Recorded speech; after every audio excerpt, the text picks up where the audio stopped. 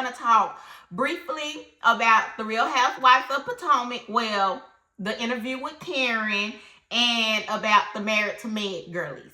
But before we get into it, y'all already know the deal. Don't forget to like, comment, and subscribe. Subscribe. I don't know what you're waiting for, but subscribe. And come on over here and kick it with your girl. So, Karen has gotten out the big house, y'all. Karen is home. I felt like Karen was genuine in this interview. I've seen a lot of mixed comments saying that she still hasn't taken accountability. And I did feel like for Karen, and just, been watching her on the show for years, I felt like she really did kind of just drop her guard. I felt like she started off with her guard up, but towards the end, she just kind of let it all out. So first, Karen said that, the girls that was in jail, when they found out that she was coming home, they took the weave out of their hair to give to her to do her hair so she wouldn't be looking crazy when she came out, which was cool. She was greeted when she came home. She was, of course, greeted by Ray, her daughter, her sister. They do later on show her son. Her son said that he ran the businesses and stuff for her while she was gone. And yeah, so they're happy to have her back, which like anybody would be happy to have their loved one back. Andy did talk to her about her addictions. Now, she didn't want to say that she was really addicted. I think that she did say this, that she don't like the she don't like the labels.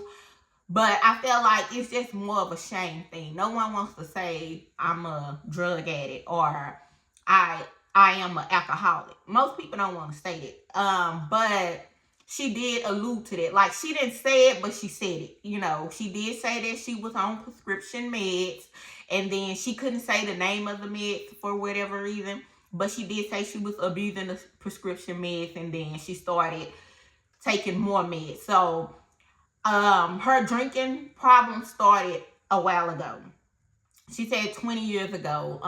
The situation that Ashley talked about last year on the reunion with somebody calling her and saying that Karen used to be at this restaurant and getting like drunk all the time. Karen said that was true and that absolutely did happen, that no one else was in the car with her when she did get caught. We know that video was crazy. Like, she was lit. Like, lit. Thankfully, though, she didn't hurt anybody, which I think that's the biggest thing here. Yeah, she has 4 DUIs, or she's been in trouble for, I think she's just been convicted for that one, but she does have 4. And thankfully, with those 4, no one was hurt. When she had this wreck, no one was hurt, thank God. And I think that's the biggest thing for me. Because no one was hurt, and because she has done her time and she's taken accountability and she's in the necessary programs to, live a better, healthier life, I say bring Karen back. Like, they didn't brought people back that have done worse. She didn't kill anybody. She didn't, harm anybody.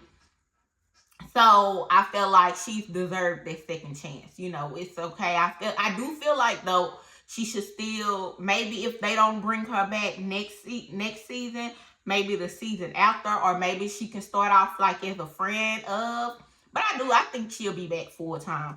But I do want to see her back. I don't feel like it's the worst. And I don't want to say it's not the worst just because drunk driving, I know people who have unfortunately lost their lives to a drunk driver.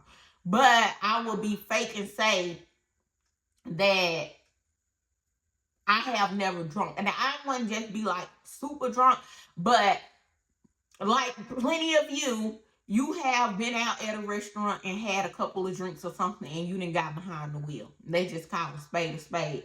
Don't make it right, it just makes it the truth. And thankfully, I know better now. I don't even drink like I used to.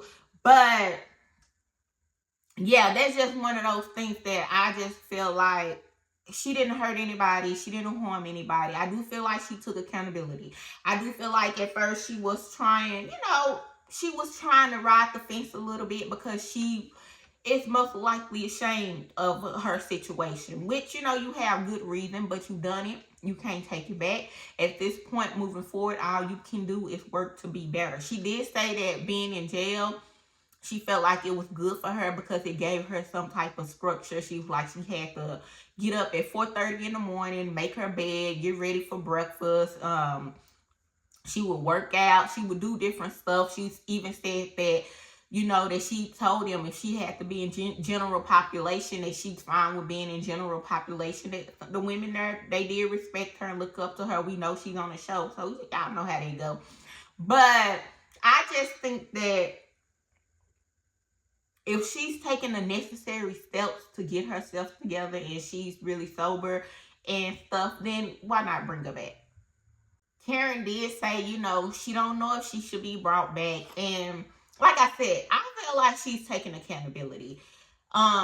It's clear she did suffer. We know Karen suffered from being SA in her younger days, and she said that's when it kind of started. She started the drinking, and she wasn't happy in her relationship in her home, which a lot of women, a lot of the ladies have said that on the show. And we know she's done stuff on the show where you could kind of tell she wasn't happy. She did say, you know, her and Ray have never shied away from it, which is true. But, you know, it's Karen. She likes to keep her stuff on the low, which, like anybody, I understand. She did say, you know, 20 years ago when Ray did allude that she needed to get help back then, but she felt like she had it under control and she was okay. And then she did say that she started spiraling when her parents passed, which I could understand, you know, how they could make you spiral out of control. And like I said earlier, she did get a prescription drug from the doctor. And she started abusing that drug, and then she started doubling that drug. So that had her out her mind. And so, like I said, I just feel like she don't want to carry this shame of saying that she is an addict, that she abused substances. Like, you just gonna call a spade a spade. She don't want to say she's an alcoholic. She don't want to say she's a drug addict. But she did say that she was more open to saying she was a drug addict because the doctor wrote the prescription. And with alcohol, she was, you know, that was on her own will. So she didn't want to say that she was an alcoholic because I feel like in her head, that's admitting to yourself that you had an option to drink and you done it. Like with the pills, it's easier to blame the doctor because, oh, the doctor prescribed this for me. The doctor said I should take this, so that's why I'm taking it. Even though I became addicted to it, the doctor done it. But with the drinks, that's all me. I have to go to get the drinks. I have to, you know, take initiative to drink. So I can't blame anyone. That's kind of how I felt that she was, what she was getting at. But at the end of the day, I just feel like she admitted to it. She said that, you know, the women were spot on, except for Wendy. She did say that all the women checked on her, that Giselle was a good friend to her throughout the process. She did say all the women checked on her besides Wendy, but after she said that Wendy wasn't her friend, I kind of wonder why she would think Wendy would still check on her. But hey, I digress. I just feel like others have been given chances. Why not give Karen a chance? Hopefully I do feel like if she comes back, which I hope I hope she comes back. When she does come back, that she is able to be around the group, because you know the other ladies and stuff still drink, and how she would navigate that and her triggers and stuff. I do feel like it may be too soon depending on the settings and stuff that she's in, but at the same time, she got to make her point, and I get that. So we'll see. Like I said, I do feel like she took some type of accountability. A lot of y'all saying that y'all don't feel like she took accountability, but I do think she took accountability. I think that she took way more accountability than I thought that she would take, because y'all know how Karen can be. And yeah, I think that she deserves a second chance. She does say that she's attending classes. She's basically attending AH, but she says she likes to say NA, which is Narcotics Anonymous. You know, AA is Alcoholic Anonymous. So she's attending Narcotic Anonymous. However, I do feel like, okay, now Karen. And I do feel like she took accountability, but I just felt like the shame with her saying that she's an alcoholic. And I think because alcohol is not considered a drug. Let me just say this. I consider alcohol one of the worst drugs. But because alcohol is so accessible and you can purchase it anywhere, a lot of people don't consider it a drug. But I feel like that's one of the worst ones, and I feel like that's Karen's problem with it. She don't want to say that she was an alcoholic. It is what it is. It's good to see her sober. Hopefully she continues her classes and she does what she needs to do.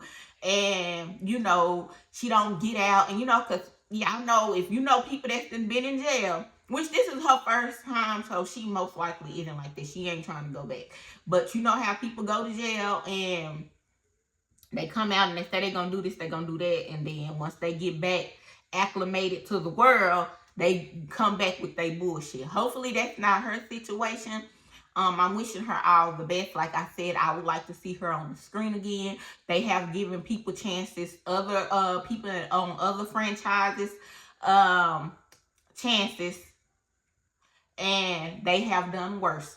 She didn't kill anybody. She didn't harm anybody. Yeah, the situation was bad. Of course, you know, we're not going to lie. We're not going to say it wasn't a bad situation. However, I do feel like since she didn't harm anybody and since nobody was hurt in the crossfire and that she did go to jail and she did do her time, and she deserves a second chance. Anyway, that wraps up the Karen situation. We're going to move right on to the Married to Med girls, and we heading on to Georgia. So, child, down in the A, y'all know Heavenly done showed up. So, of course, Simone and Toya feel a way that Heavenly done showed up.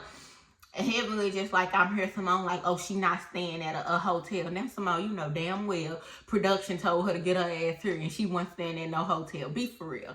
So Heavenly is like, you know, she gonna sleep in quiet room. Contessa is like, oh, quiet, Heavenly gonna take your room. Quiet was like, she ain't gonna take it, but we can share it. So they share rooms. So we got Dr. Jackie, Luke the King. Dr. Jackie is trying to play peacemaker between Simone and Heavenly.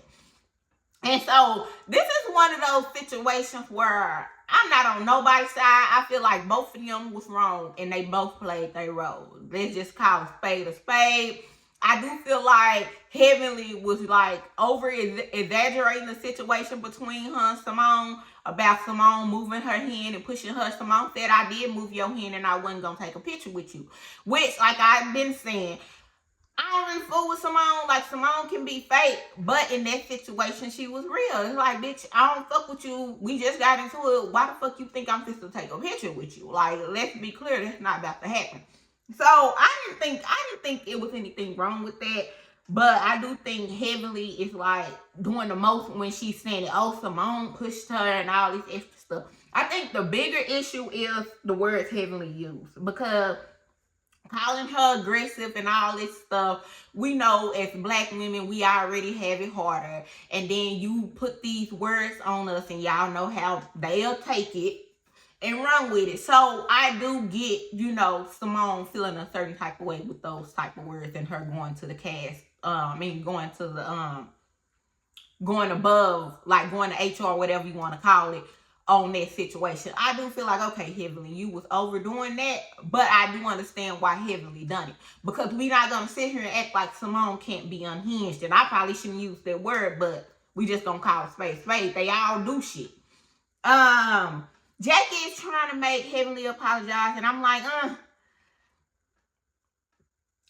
they both need to apologize. Toya is being Toya.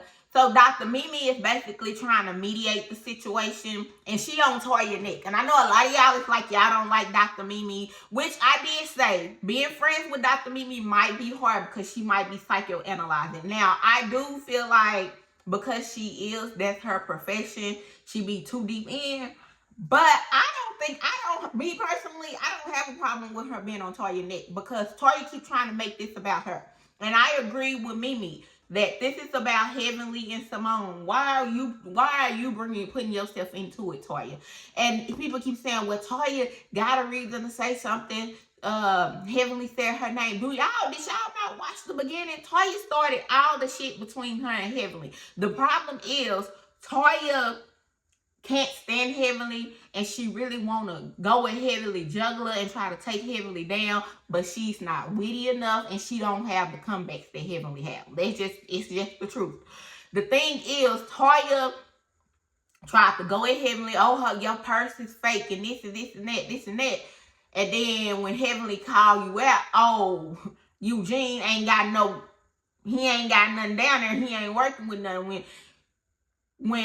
And like I said before, when Toya go to hell, and Heavenly gonna go below hell. That's just what it is. And I think that's the issue. Toya is mad because she can't get under Heavenly's skin the way Heavenly gets under her skin.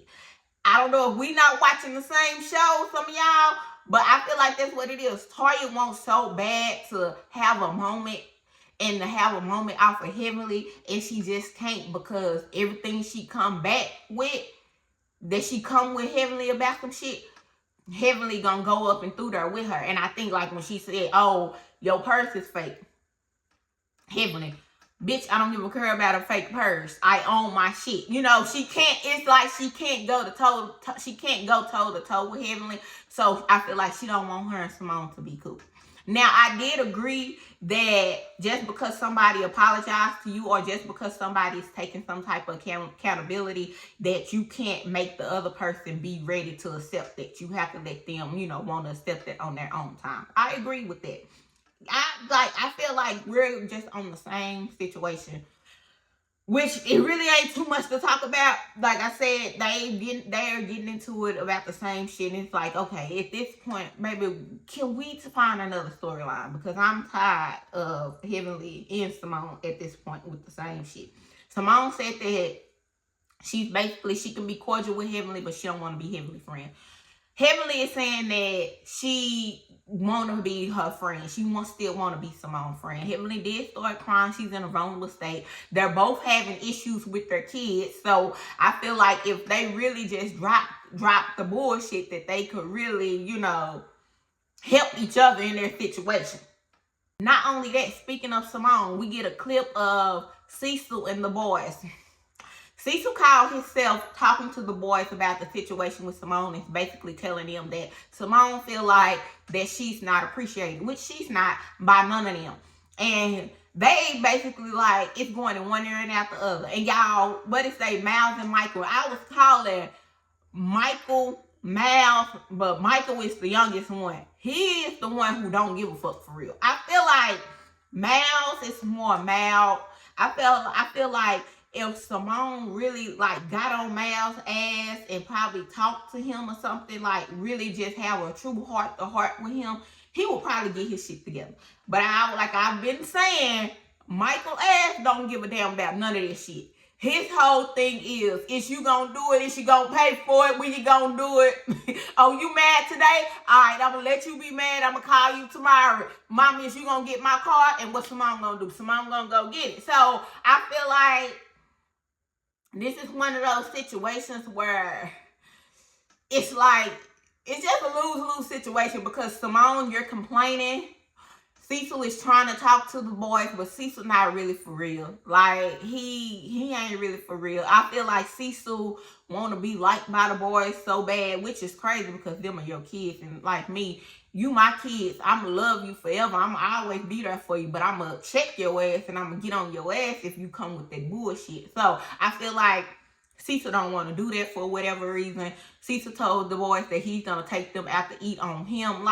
It's just he don't want to put his foot on their neck. It's like he's gradually doing it, but he's not doing it. Like I said, a waste of all of our time. I agree with Dr. Mimi that Toya love chaos. Toya love chaos. Toya do not want Heavenly and Simone to be cool. Let's just call it spade a spade. I feel like Toya gonna feel like if Simone and Heavenly actually get back cool, then she's basically on the apps. I do feel like though, Mimi has chosen a side and Brandy has chosen a side. I feel like Mimi is team Heavenly, team Quiet. That's her team. And I feel like Brandy is team Simone and Toya. Like, I don't know how y'all can't see it. That's what I see. Like I said, I do feel like Toya don't want no resolve.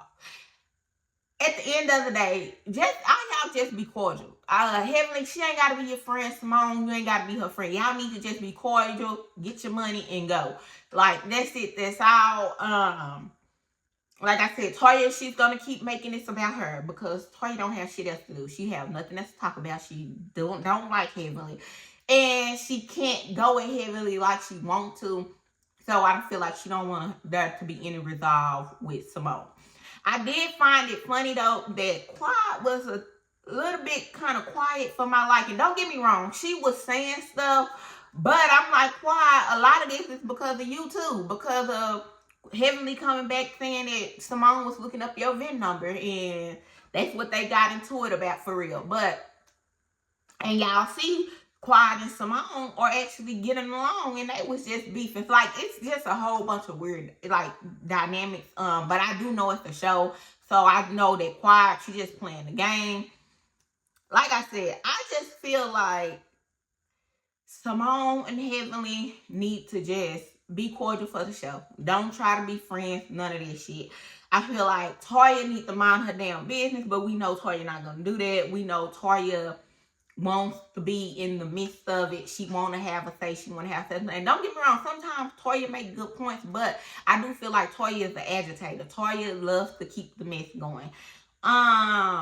Mimi is trying to do, like, I feel like she's doing a good job, and I felt like there could have been a little more resolve had Toya not kept interjecting. But I do understand Simone's feelings. I feel like Dr. Jackie ass just want to be Dr. Jackie Luther King, and she got a speech for every damn body and every damn thing. Jackie, when are you going to have Curtis apologize to Toya? Because we all synced it. We all synced the video. We all synced it. And he did pull Toya in his lap. Like, I just felt like Jackie, like, I don't know. If y'all been watching my reviews, I said this early on. I used to like Jackie, but ever since Jackie did the stuff and she said what she said about black women and having babies and stuff, I have always side-eyed her. I had side-eyed her before that. Like, it just used to be little stuff that I would see that she would do on the show. But after she said that stuff with the babies and her being a black woman, I was like, yeah, I'm not really for Jackie. But I just feel like Jackie is more of Heavenly friend, and I'm gonna keep saying it. She has chosen a side without saying she's chosen a side, because she still want to be cool with Simone, and they still have that relationship. Don't get me wrong, but I feel like their relationship is not as close as it used to be. I feel like that she's closer to Heavenly, and I do feel like that her loyalty is to Heavenly. She's not gonna say it, of course. She's gonna play her role, but that's just my observation. Let me know what y'all think. That's pretty much it. That kind of wraps it up. They just going on a tangent, child. It's the same old, same old. So on the next episode, we see that Quiet let the ladies know that, you know, with her IVF journey, none of her eggs took. And she's have like an emotional moment about that, which, like I said, any lady that's trying to conceive and she can't for whatever reason, my heart always go out to them, because some women truly wants to be mothers. And I get some women don't want to be mothers, so they might not understand it, but the women who truly wants to be mothers, my heart goes out to you. We do learn that King and Quiet have broken up. which King confirmed it. Quiet did come and confirm it. She was just like, she confirmed that her and Kurt King have mutually decided to go their separate ways in the close of 2025. Well, King wanted to let it be known, child, because somebody said, I don't think they together anymore. And King replied and said, I can confirm that I left that situation. Then someone said, just too handsome, quiet as a lucky woman. Then King gonna say, look, ran out. Now King, you looking like you a little clout chasing now, my boy. Like he clout chasing that. Like if y'all broke up, Quade said shit about it, which I kind of knew because she ain't posted him. She ain't really said nothing about him on her Instagram or on social media that I've seen. So I was like, I wonder if they broken up. But King confirmed it, and then Quiet came out and confirmed it. But it's just like, King, you acting like, child, this is the thing about some men.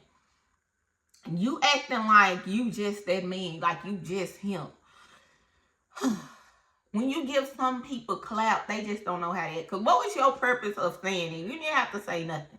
Let the people think what it is. But the thing probably is he's not getting that much traction since not him and Quiet haven't been together. Like, we didn't know it, but, you know, people suspected it. But I feel like ain't nobody really been mentioning him too much like that. And he just wanted to get him to be on the blogs and get himself back out there. I don't fucking know. But I just feel like, okay, you didn't have to let it be known. Like, you broke and I left this situation. Okay, sir. Like, okay. And I know a lot of y'all are so happy that they broke up. When I tell y'all, bitches be haters, so many women are in the comments. Oh, yeah, he left her. Yeah, she got left. She thought because... yeah, she lashed that Sweet Tea. Yeah, she ain't Sweet Tea still with Dr. G and King left Quiet. Y'all be praying on people downfall, and it's really sad. They just, when you read certain comment, when you read any comment section of a person that got a big following, a celebrity or something, you just see how miserable people are. Like, people be so damn miserable. Like, y'all are really sitting, oh, I couldn't wait till they broke up. I knew it wasn't gonna last. Like, are y'all cool? Like, do y'all touch grass? Because, baby, you go touch some grass. This ain't even your life. Like, saying, oh, that's why Sweet Tea still with Dr. G. Quiet didn't want Dr. G. And it's okay. Like, they just like me. Like, if I broke up with somebody and my ex is with somebody from a while ago, just because me and this person broke up don't mean I'm thinking about my ex and whoever else he with. Like, y'all need to go touch grass. But anyways, child, that's it. Don't forget to like, comment, and subscribe. And I'll see y'all on the next one. Bye, y'all.